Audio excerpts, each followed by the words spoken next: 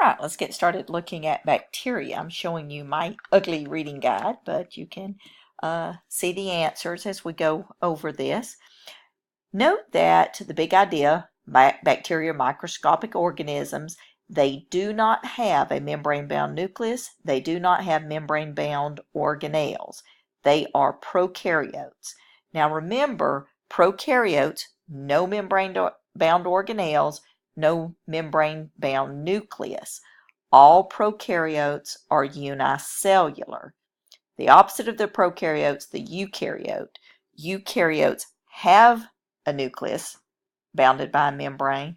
Eukaryotes have membrane-bound organelles. Some eukaryotes are unicellular and some are multicellular. But all prokaryotes and bacteria are prokaryotic. All of them are unicellular, one cell. Bacteria reproduce by binary fission. And this sheet says conjugation. I have a little question mark. That's not really a way that it reproduces. It's just a way that lateral gene transfer happens. And we'll be looking at conjugation in a minute. Remember, binary fission would be the bacterial cell copies its genetic material and then the cell splits in half. And bacteria can do binary fission, that is asexual reproduction. It can do binary fission once every 20 minutes. Bacteria can survive harsh conditions by forming an endospore. And an endospore is a special little dehydrated cell, has a hard coating on it. An endospore forms whenever the conditions are unfavorable for the bacteria. So that's why when you pressure cook food, like if you're canning green beans, if you do not let the green beans be in the canner under a certain amount of pressure for a certain amount of time, then the endospores of the bacteria could survive, and when you open the green beans and eat them, you can get very sick. In fact, you can die from it. Okay, so let's look at the parts of the bacterial cell. A is the DNA, the genetic material, and remember, prokaryotes have one circular chromosome, and you can see this chromosome is just all wadded up. H is pointing out what we call the plasmid. The plasmid is extra genetic material. It's just a little extra piece of a chromosome that has its own genes. Now, the genes that are in the main genetic material, the DNA, those are the genes that are necessary for life processes. The genes that are on a plasmid, they're just little extra bits of information, not necessary for the survival of the bacterial cell. Okay, B is referring to, let me find B if I can see it right here, is the inner part, the cell membrane, the inner part surrounding the genetic material. We have F, flagella. Flagellum would be singular, but this bacterial cell has 3 flagella. Let me go back to the cell membrane. The cell membrane is a permeable barrier, determines what can enter and exit the cell, just like the cell membrane around your cells. The flagella help the bacterial cell move. Now let's go to E. People want to say that these little hair-like extensions are the cilia. Well, they're not. This bacterial cell moves by flagella. These are called pili, P-I-L-L-I. The pili help the bacterial cell attach to other bacterial cells or attach to host cells that they're going to infect. Okay, D, we find D, the outer part is the cell wall. It's rigid, offers protection to the bacterial cell, helps it maintain a shape. So when we're looking at this inner part, the cell membrane, and the outer part would be the cell wall. C, pointing to cytoplasms, where the chemical reactions take place. G, pointing to these little dark dots, are ribosomes. Oh, you may be thinking, well, I thought prokaryotes did not have membrane-bound organelles. Well, ribosomes are not membrane-bound organelles. So bacterial cells, prokaryotes, have ribosomes. Remember what happens on the ribosomes? It's where proteins are made. The bacterial cell needs to make proteins, so it has ribosomes. Okay, so that's the part of the structure, the bacteria. Now let's move this up a little bit so that you can see the matching. The small piece, these are just descriptions of these structures. Small pieces of circular DNA, plasmid. Remember, we saw the plasmid up here. It's just extra DNA that some bacteria have. Not all bacteria have plasmids. Chromosome replication followed by cell division. A, binary fission. The cell splits in half. C, special dehydrated cell formed when conditions are favorable. Endospore. Exchange of genetic material through cell-to-cell contact is conjugation. We'll be looking at that in a little bit. Hair-like structure on the surface of the bacteria help the bacteria adhere to the host cell and to each other. D, pili. Cell wall material found in some bacteria. F, peptidoglycan.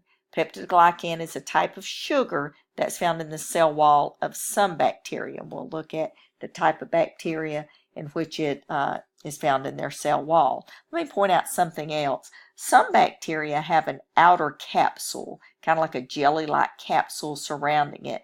That helps protect the bacteria, and it also enhances its ability to cause disease. It keeps it from drying out. So this diagram does not show a capsule on that bacterium. So that's the bacterial structure.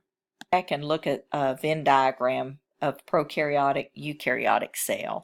Now, both prokaryotes and eukaryotes have a cell membrane, have ribosomes, have genetic material. They also both have cytoplasm. But prokaryotes, remember, no membrane-bound nucleus, no membrane-bound organelles, and they're all unicellular. Eukaryotes do have a membrane-bound nucleus. That's where the genetic material is found. They do have membrane-bound organelles. Some eukaryotes are unicellular. Some eukaryotes are multicellular. So that's the Venn diagram of prokaryote, eukaryote. Look at how bacteria, which reproduce asexually, can have some genetic variation. Remember, genetic variation is going to be important for a population because if there's no genetic variation, if the environment changes, if the environment is bad for one organism, then they're all going to be in trouble.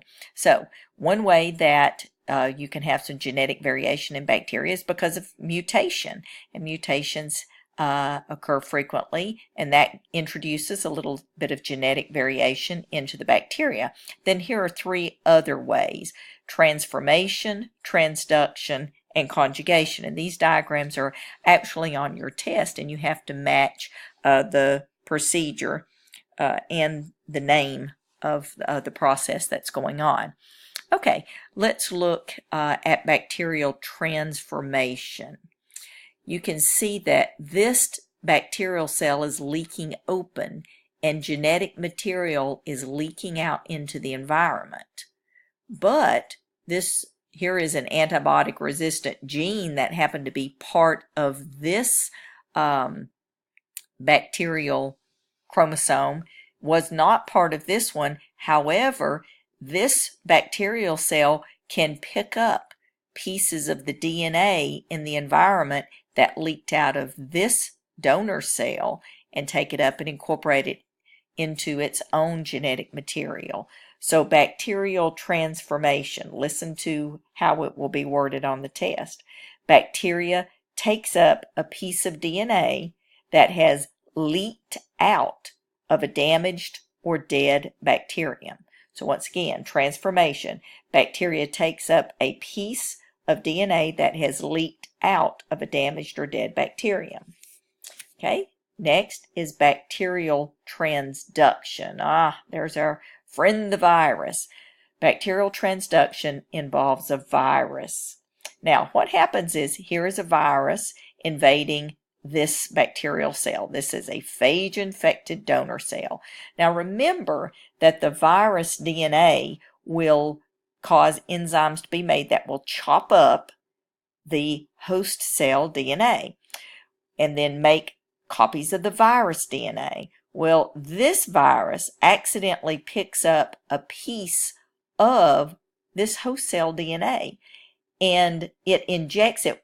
when this virus is being made, instead of wrapping proteins around its own viral DNA, it wraps virus proteins around this bacterial DNA.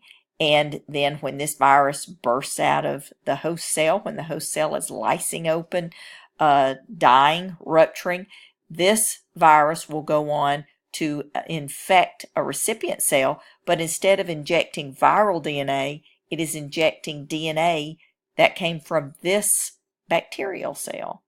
So transduction, listen to how it will be worded on the test.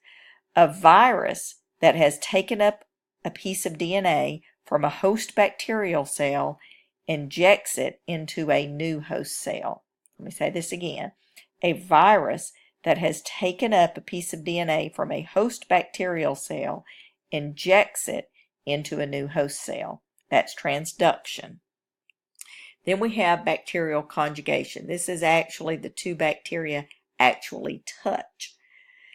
So in bacterial conjugation, here the donor cell makes a copy of its genetic material, and this copy of the genetic material is usually put on a plasmid, or the plasmid is copied, and a conjugation tube forms between the two bacterial cells. They will actually touch, and this plasmid, or a copy of the plasmid, is transmitted over to the recipient bacterial cell.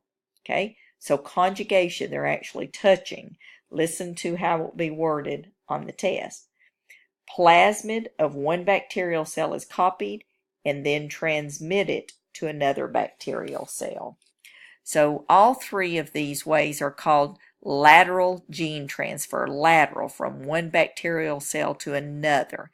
Transformation is the bacteria takes up pieces of DNA that has leaked out of a damaged or dead bacterium.